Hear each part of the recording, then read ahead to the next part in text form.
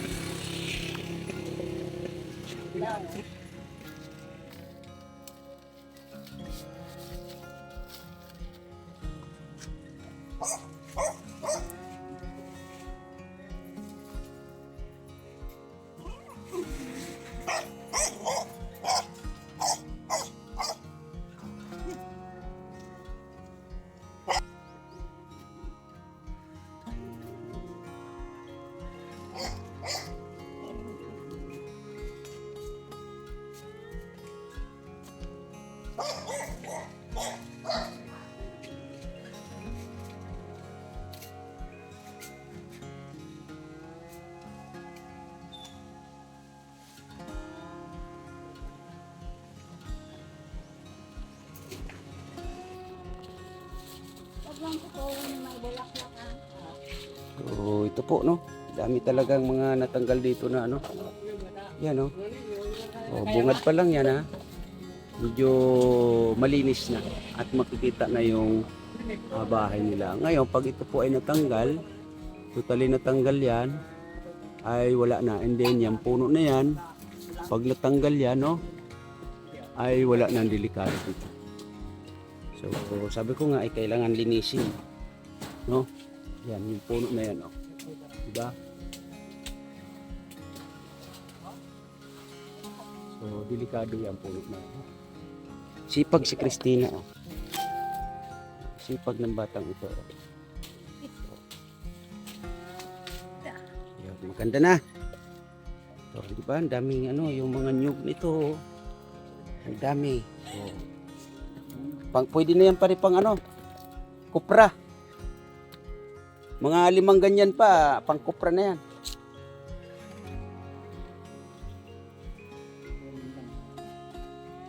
So, pag naging okay po ang bahay, yan ay totally iwawash out yan lahat. Yan. So, lilinisin yan kasi yung hangganan yan, yan po, no?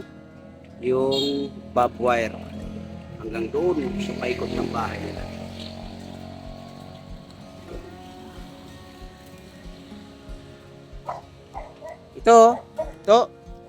Itong ano na to, magtanggal ng, yan yung pinakababa, 1, 2, 3. Yan, oo. Sa pinakapuno. Oo, tanggalin yan. Kasi delikado yan, may mga tinik pa naman yan. Oo. Tapos, yung gate po ni Nanay Trining, ano, kung kayo suswertehin, at may budget, ipagawa din po natin. O, at siguro yan ay lalagyan ng kural dyan. Yung kural na malinis tingnan, ano? Yan o, kita na sa kalsada. O, di ba? Tinay, ayos, malinis na, no? O, di ba? So, ito po ay tatanggalan, ano? Kasi ito ay anahaw, may mga tinik. O, so nakaambalang din yan. Yan, tatanggalin po yan.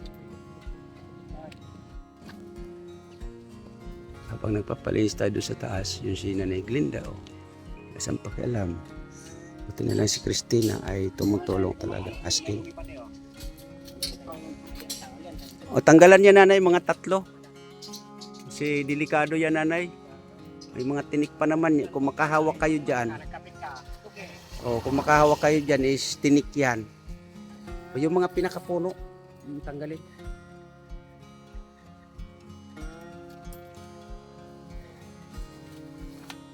So ito, Nanay, itatanim nyo doon sa kabilang bakod.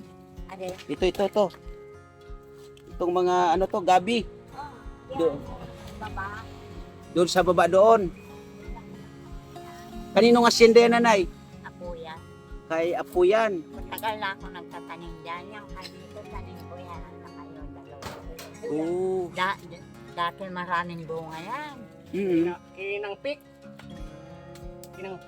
Ayan, pungkalin mo yung ano ha, yung hindi, wala silang mahawakan dyan. Yung tinik-tinik kasi mahirap na.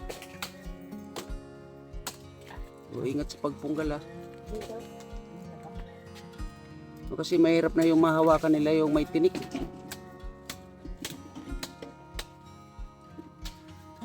So, ito po yung mga nakuha. Ayan, yung mga nakuha dito sa ano na to. Area pa lang na to ha. Yan, area lang dyan. Dami pong binunot. Diba? Naging... Wala man nalak. Wala kayang ahas dyan ay? Wala. Yung bagay dito, Ano tawag nun? Yung oregano. Panlaban pala sa ahas niya na, yung oregano. Ah, okay. Ang daming panggatong ni Nanay, oh.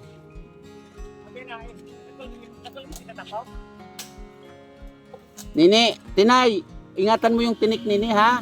Baka matinik ikaw. Ayaw niya. Oh, ayun, nakaupo lang, oh.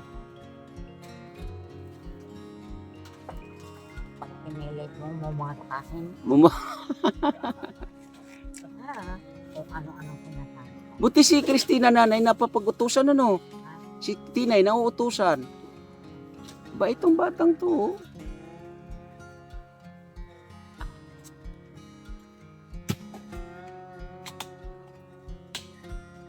Ubod ng anahaw, mapait. Pero masarap na, Nanay. Masarap din yan. Ayun, doon sa likodan yung papaubod ko yun. Tanim nyo yan, Nanay, pa? Sila, Grabe, no? wala nga akong bisyo magtanim. Magtanim talaga. Ay, kasi mahirap yan, Nanay. Pag mahawakan nyo dyan, may mga tinik yan, kaya palinis natin. Pinag-ano ko na nga yung iba yung mababa. Pero kailangan dyan yung ganyan, malinis, oh. Yan, oh. Pare, dahan-dahan dyan. Pare.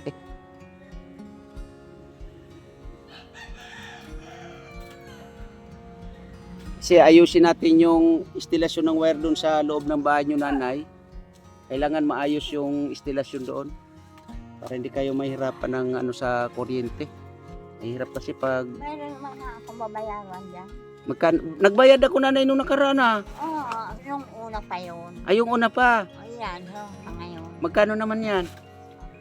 47 yan. Ay, ako magbabayad niya, nanay. May ticket niya, nanay? May ticket? Ay, ano ba yan? Resibo? Okay. Ako magbabayad niya, nanay. Kailan na ang Judith niyan? Malaki doon. Kunin natin mamaya, nanay. Ako magbabayad niya, nanay.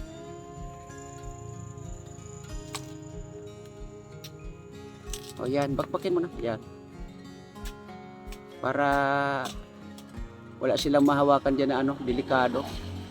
Yan o. Naku, delikado yan o. Ingat dyan ha. Yung kamay mo. O, di ba? Sabi na sa iyo eh. Pasok pa ako. Napasok ka na ay? Bakit ko Kasi sinagapoy? madilim.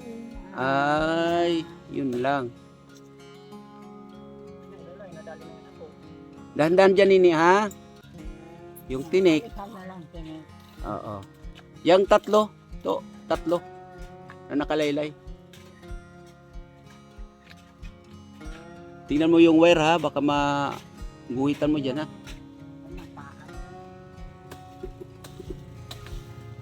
So, pinapalinis po natin dito muna sa labas. Para maaliwalas tingnan dito. Ito muna yung pinapagawa natin ano. Kasi meron tayong inihintay para doon sa bubong. Oh, ano yung wire diyan ha, yung wire.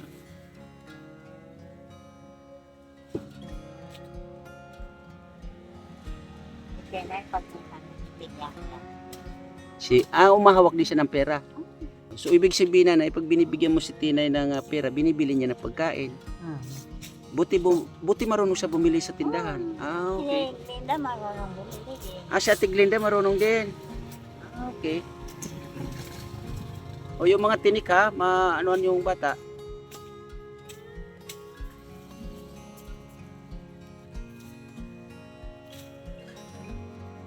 Nahanap niya yung dehoy niya si Martin dahil pag linggo na nagbabike sila papuntang Langkala. Sino naghahanap, nanay? Si Linda at saka si Tina yun. Oo. Asa na ngayon yun ngayon, yung tsuhin niya, nila? Sa Cagayan nga. Ay, malayo na. Naku. May mga college silang tapos na nga yata. Hindi ko alam kung mayroon silang. Ayan si Ate Glinda. Ayan na.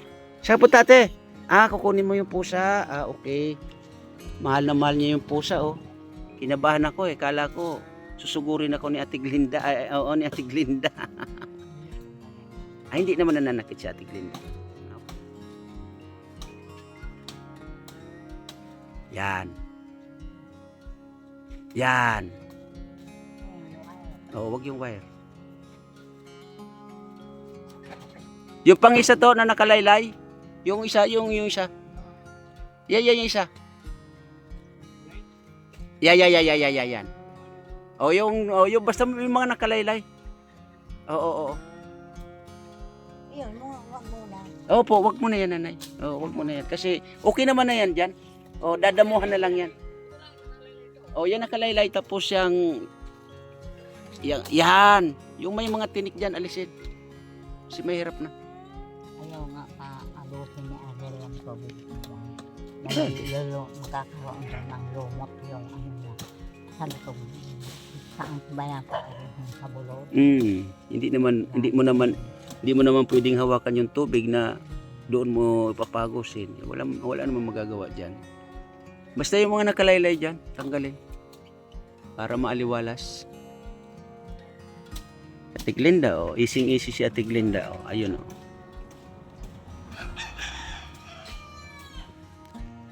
Ito. Ay, yung laman niya, nanay, nakakain pa ba yan?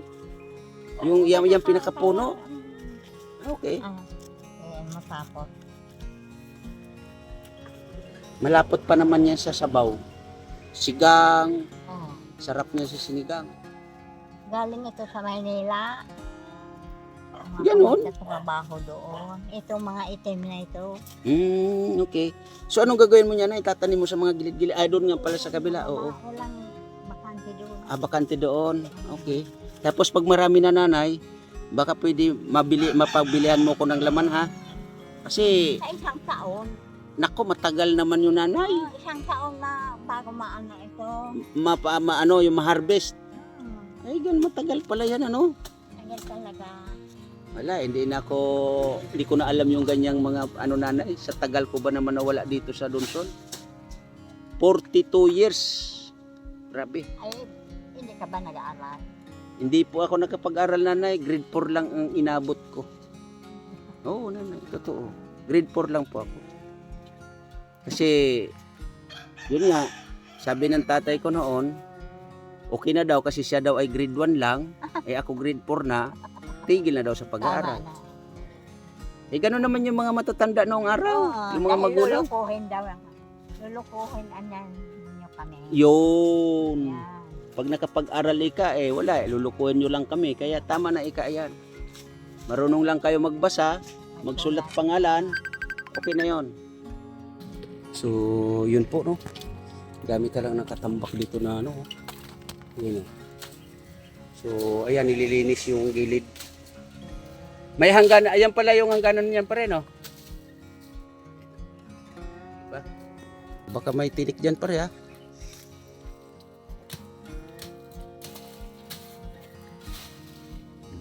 Diba? Ang daming mga nakatambak dito na pwede pang kumpra yan. Ang tanong, kung may laman.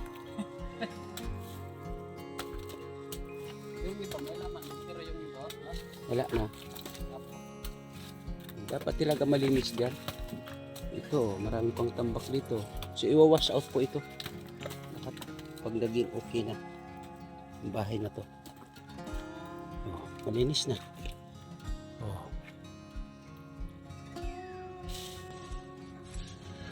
So, dami pa pong gagawin dito. Madami pang gagawin dito. Para ito ay talagang malinis na. Nakikita na sa kalsada. Nakikita na yung bahay. Diba?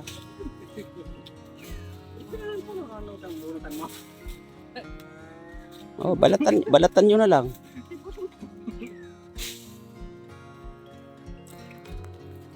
Oo.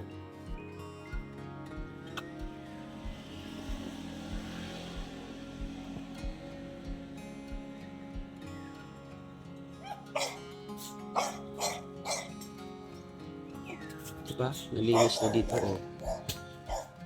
kita ninyo? Ayun nga, yung puno na yan na kahoy na patay. Pag bumagsak yan, diretso dito sa bahay nila.